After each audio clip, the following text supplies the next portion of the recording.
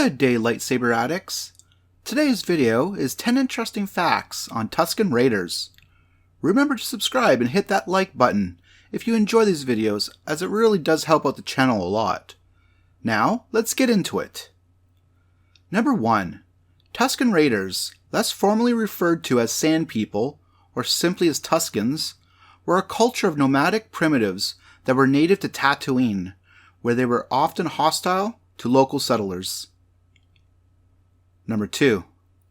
Their homeworld's harsh environment resulted in them being extremely xenophobic and territorial of their native resources, often attacking the outskirts of smaller settlements such as Anchorhead. Number 3. The Sand People believed that all water was sacred and promised to them, resulting in them raiding moisture farms set up by colonists. Additionally, Tusken Raiders harvested black melons which grew in the Junland wastes, providing them with reliable sources of milk. Number 4. Tusken clan groups consisted of 20 to 30 individuals and were led by clan leaders, tribal chiefs, and warlords.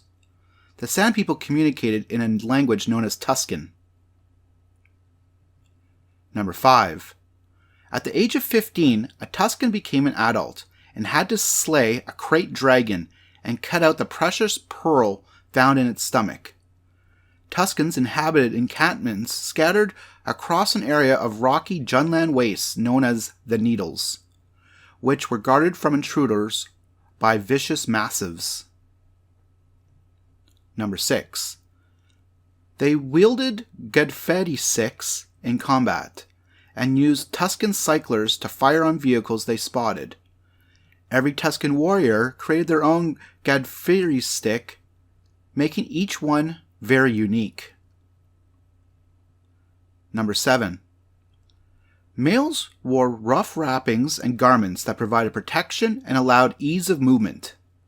Females could be distinguished by their elaborate jeweled masks with eye slits and torso covering sand shrouds.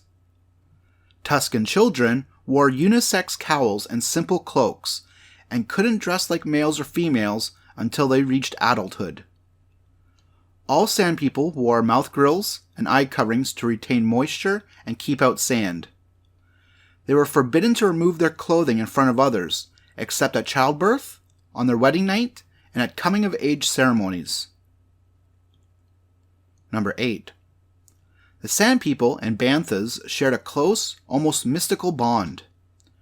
During warrior initiate rites, a young Tusken was given a Bantha, matching their own gender, and learned to care for it, with the pair becoming extremely close as the youth earned a place in its clan.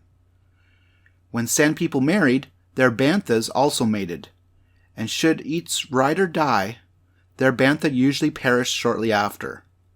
If a Bantha died before its rider, its remains were placed in a large graveyard, which was treated with great respect by Tuskens and other Banthas. Number 9. In 22 BBY, a month before the Battle of Geonosis, Sand People attacked the Lars moisture farm and kidnapped Shmi Skywalker Lars, whom they imprisoned and tortured. Her son, the Jedi Padawan Anakin Skywalker, returned to Tatooine to rescue her, but after finding her in the Tusken camp, she died of her injuries. The vengeful Anakin proceeded to slaughter every nearby Tusken. Following the massacre, the Tuskens began to fear Skywalker as a vengeful desert demon and began performing ritual sacrifices to ward him off.